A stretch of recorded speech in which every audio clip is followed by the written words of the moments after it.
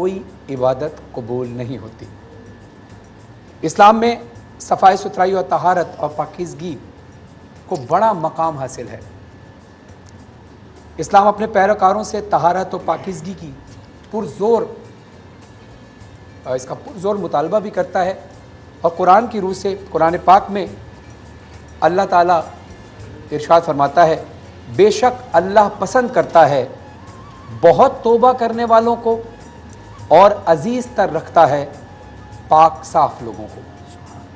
इस आयत से इस्लाम में तहारत और पाकीज़गी की अहमियत का अंदाज़ा इस तरह से लगाया जा सकता है कि सही मुस्लिम और मसनद अहमद में इरशाद नबवी है, तहारत और पाकीज़गी ईमान का हिस्सा है। और हदीस रसूल सल्लल्लाहु अलैहि वसल्लम में है कि सफाई निस्फ ईमान है, यानी पाक रहना रूहानी तौर पर भी फ़ायदेमंद है और जिस्मानी तौर भी फ़ायदेमंद है। जब आप जिस्मानी तौर पर पाक रहते हैं और इबादत में आ जाते हैं तो आपकी रूह भी पाक हो जाती है। यानी हमें हर हाल में बावज़ू रहना चाहिए। बावज़ू रहेंगे, अगर आप मेडिकल पॉइंट ऑफ व्यू से देखें, आप कई जरासीम से पाक रहेंगे, आप पाक साफ रहेंगे, जरासीम से भी दूर रहेंगे। और इबादत खुदाबंदी में आप हम्दो सना करते रहें, मोहम्मद व आले मोहम्मद में दुरूद भेजते रहें, अल्लाह की हम्दो सना करते रहें। जब हम फारिग वक्त में बैठते हैं, हम जहाज़ में सफ़र कर रहे हैं, हम गाड़ी में सफ़र कर रहे हैं, बहुत सारी जगहों पर ऐसा होता है कि हम बैठे होते हैं और फरागत होती है। उस वक्त अगर हम बावज़ू होंगे तो हम कुरान पाक की तिलावत भी किसी लम्हे कर सकते हैं, हम किसी लम्हे भी नवाफिल अदा कर सकते हैं, मुस्तहबात अदा कर सकते हैं। यानी पाक रहने से जिस्मानी फ़ायदा भी है और रूहानी फ़ायदा भी। तो आज का हमारा मौजू तहारत है।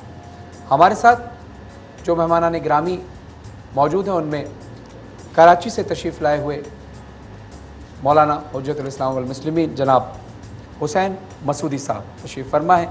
हम आपका शुक्रिया अदा करते हैं और खुश आमदीद कहते हैं। अस्सलाम वालेकुम। आपकी इबादत को इंशाअल्लाह। और हमारे साथ मौजूद हैं अल्लामा अली वक़ार क़ादरी साहब, जो कि रोज़ हम किसी न किसी मौजू पर इन उलमा इकराम से गुफ्तगू करते हैं, आपके सवालात के जवाबात भी हासिल करते हैं। और जो हमारी ऑडियंस बैठी हैं, जब मौजू चलेगा तो उनमें आप भी सवालात कर सकते हैं। अली वक़ार क़ादरी साहब, अस्सलाम वालेकुम। वालेकुम। कैसे मिजाज? ठीक हैं, खैरियत से? शुक्रिया, आप रोज़ हमारी ट्रांसमिशन का हिस्सा बनते हैं। आप खैरियत से हैं? बहुत जी, अल्हम्दुलिल्लाह, बिल्कुल ठीक ठाक। और तीसरे हमारे मेहमान हैं कराची से तशरीफ़ लाए हुए मारूफ नात ख़्वान हैं, पूरी दुनिया में नात ख़्वानी के हवाले से सफ़र करते हैं, जाने पहचाने जाते हैं। और हमारी नूर रमज़ान ट्रांसमिशन A+ की खुसूसी ट्रांसमिशन के लिए ख़ास तौर पर कराची से तशरीफ़ लाए हैं जनाब रेहान क़ादरी साहब। अस्सलाम वालेकुम। वालेकुम सलाम। आज बहुत अच्छे लग रहे हैं माशाअल्लाह। आप भी बहुत अच्छे लग रहे हैं। थैंक यू, बहुत शुक्रिया। और आज हमारे जो खुसूसी मेहमान हैं, इनके बारे में मैं कुछ बातें पहले बोलूँगा और यकीन करता हूँ इस ईमान के साथ कि जो लोग इनसे प्यार करते हैं वो इनकी इन बातों से ही अंदाज़ा लगा लेंगे कि हमारे आज के खुसूसी मेहमान कौन हैं।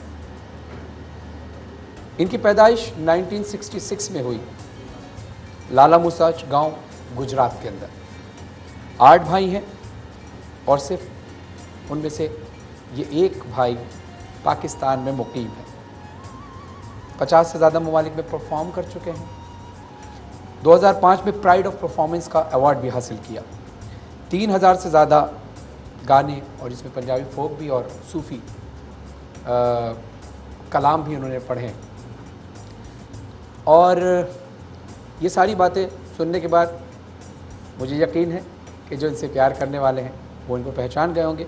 हमारी खुशनसीबी कि आज हमारी ट्रांसमिशन का हिस्सा बने हैं मोहम्मद आरिफ लोहार साहब। अस्सलाम वालेकुम। वालेकुम सलाम। कैसे हैं? ठीक ठाक है? खैरियत जी, से? मेरी खुशनसीबी है कि मैं इस महफ़िल में हाज़िर हूँ।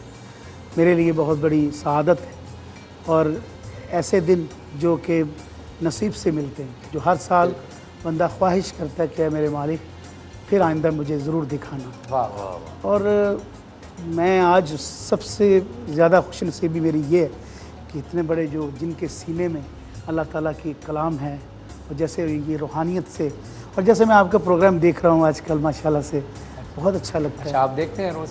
ज़रूर। हम तो समझ रहे थे आप ज़ाहिर अरे नहीं, ऐसा है नहीं। अच्छा। आप बहुत इसका दिल से, मतलब यानी आपकी दुआएं भी हमारे साथ शामिल हैं। क्यों नहीं, आप दिल से बात करते हैं, हमारे दिलों तक पहुंचती है। बहुत शुक्रिया, बहुत शुक्रिया। इज़्ज़त अफजाई का शुक्रिया, हौसला अफजाई का शुक्रिया। अच्छा, हम एक टॉपिक पे थोड़ी सी बात करते हैं, उसके बाद हम आपसे एक कलाम सुनेंगे जो आपने ख़ास तौर पे हमारी ट्रांसमिशन के लिए तैयार किया है और जिसका मुझे खुद ज़ाती तौर पे इंतज़ार भी है। जी इंशाल्लाह। हम गुफ्तगू की तरफ जाते हैं, उसके बाद फिर जी आपके कलाम की तरफ अंदाज़ा लगा लेंगे कि हमारे आज की खुसूसी मेहमान कौन है। इनकी पैदाइश 1966 में हुई, लाला मुसाच गांव गुजरात के अंदर। 8 भाई हैं और सिर्फ उनमें से ये एक भाई पाकिस्तान में मुकीम है। 50 से ज़्यादा ममालिक में परफॉर्म कर चुके हैं। 2005 में प्राइड ऑफ परफॉर्मेंस का अवार्ड भी हासिल किया। 3000 से ज़्यादा गाने और जिसमें पंजाबी फोक भी और सूफ़ी कलाम भी उन्होंने पढ़े हैं।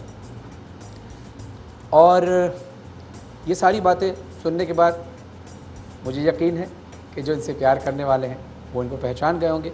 हमारी खुशनसीबी कि आज हमारी ट्रांसमिशन का हिस्सा बने हैं मोहम्मद आरिफ लोहार साहब। अस्सलाम वालेकुम। वालेकुम अस्सलाम। कैसे हैं? ठीक ठाक हैं? खैरियत जी, से? मेरी खुशनसीबी है कि मैं इस महफिल में हाज़िर हूँ। मेरे लिए बहुत बड़ी सआदत है और ऐसे दिन जो कि नसीब से मिलते हैं, जो हर साल बंदा ख्वाहिश करता है कि मेरे मालिक फिर आइंदा मुझे ज़रूर दिखाना। वाह वाह वाह। और मैं आज सबसे ज़्यादा खुशनसीबी मेरी ये है कि इतने बड़े जो जिनके सीने में अल्लाह ताला की कलाम है और जैसे ये रूहानियत से, और जैसे मैं आपका प्रोग्राम देख रहा हूँ आजकल माशाल्लाह से बहुत अच्छा लगता अच्छा, है। आप देखते हैं रोज़ मैं ज़रूर हम देखता तो हूँ। समझ रहे थे आप ज़ाहिर अरे प्रोग्राम नहीं मशहूर नहीं, ऐसा है नहीं। आप बहुत इसका दिल से, मतलब यानी आपकी दुआएं भी हमारे साथ शामिल हैं। क्यों नहीं, आप दिल से बात करते हैं, हमारे दिलों तक पहुँचती है। बहुत शुक्रिया, बहुत शुक्रिया। इज़्ज़त अफजाई का शुक्रिया, हौसला अफजाई का शुक्रिया। अच्छा, हम एक टॉपिक पे थोड़ी सी बात करते हैं, उसके बाद हम आपसे एक कलाम सुनेंगे जो आपने ख़ास तौर पे हमारी ट्रांसमिशन के लिए तैयार किया है और जिसका मुझे खुद ज़ाती तौर पे इंतज़ार भी है। जी इंशाल्लाह। हम गुफ्तगू की तरफ जाते हैं, उसके बाद फिर जी, आपके कलाम की तरफ।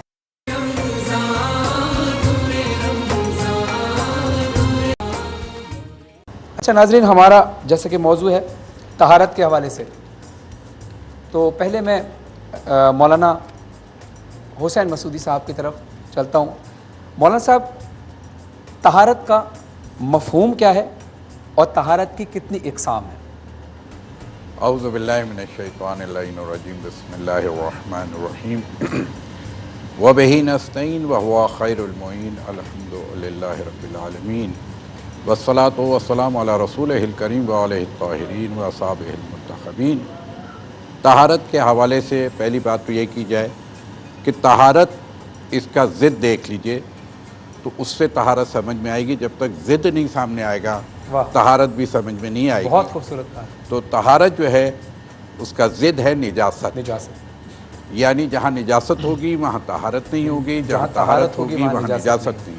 ये दोनों एक जगह जमा नहीं होंगे। यानी यूँ समझ लीजिए कि स्याह और सफ़ेद एक जगह जमा हो जाए, ऐसा नहीं हो। ऐसा नहीं। रात और दिन एक साथ हो जाए, ऐसा नहीं हो सकता। इसीलिए निजासत और तहारत के हवाले से, यानी गोया खुदावंद आलम ने अब तहारत की किस्मों के हवाले से आपने जो सवाल किया है, तो इसमें एक बात वाज़ेह कर दी जाए कि इसकी बहुत सारी जहतों से बहुत सारी तकसीम बंदी की गई। अच्छा, यानी एक मरतबा इसको आप अकायदी लिहाज से देखते हैं कि निजासत व तहारत क्या है, एक मरतबा आप माशरती लिहाज से देखते हैं कि निजासत व तहारत क्या है, एक मरतबा आप इसको फ़िक़ी लिहाज से देखते हैं कि निजासत व तहारत क्या है।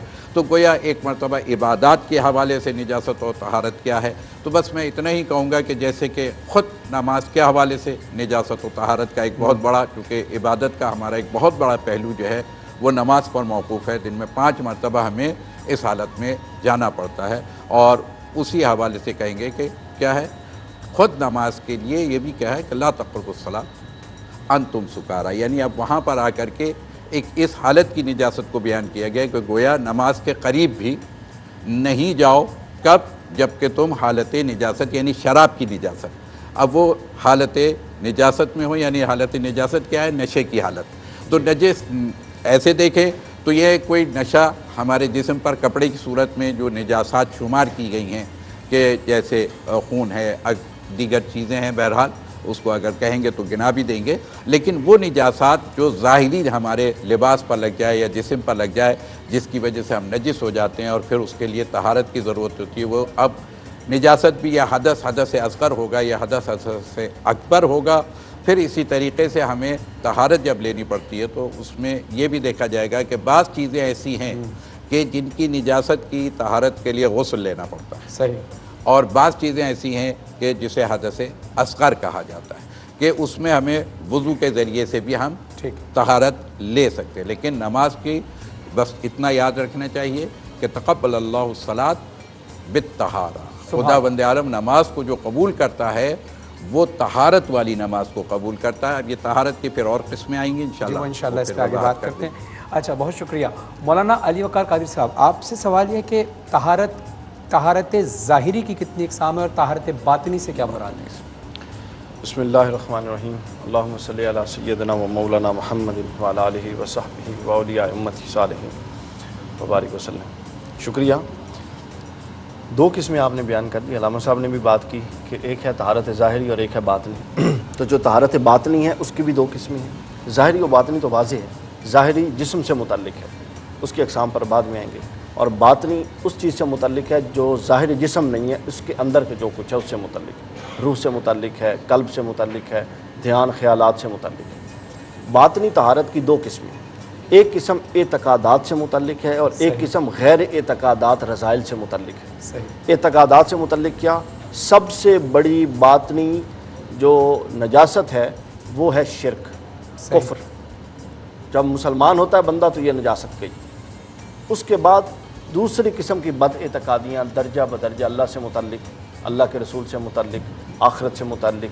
जिस तरह कुरान मजीद में है कि वो कुछ लोग ऐसे थे जो अल्लाह को मानते थे, वो कहते थे जी अल्लाह को तो मानते हैं चूँकि अकल कहती है, लेकिन ये कैसे हो सकता है कि हम जब हड्डी बन जाएंगे और बिल्कुल मट्टी हो जाएंगे फिर उठ जाएंगे। तो कुरान ने उनको भी अल्लाह के इकरार के बावजूद बदस्तूर काफिर ही कहा, तो वो भी कुफ्र। तो एक है एतकादी नौयत की। सही। दूसरा जो बातनी नजासत की किस्म है उनका एतकाद से हट के रज़ाइल है, मसलन गीबत है, बदगुमानी है, तजस्सुस है, बुग़्ज़ है, अनाद है, हसद है। ये सारी चीज़ें ऐसी हैं कि मैं अगर उनमें से खुदा न खासा किसी चीज़ का शिकार हूँ तो ज़ाहिर नहीं होगा, मेरे सामने बैठे आप लोग नहीं पहचान सके, लेकिन मैं अंदर से अगर उसका खुदा न खासा शिकार हूँ तो इसका मतलब है मैं नजासत की एक बातनी किस्म को अपने अंदर रखता हूँ।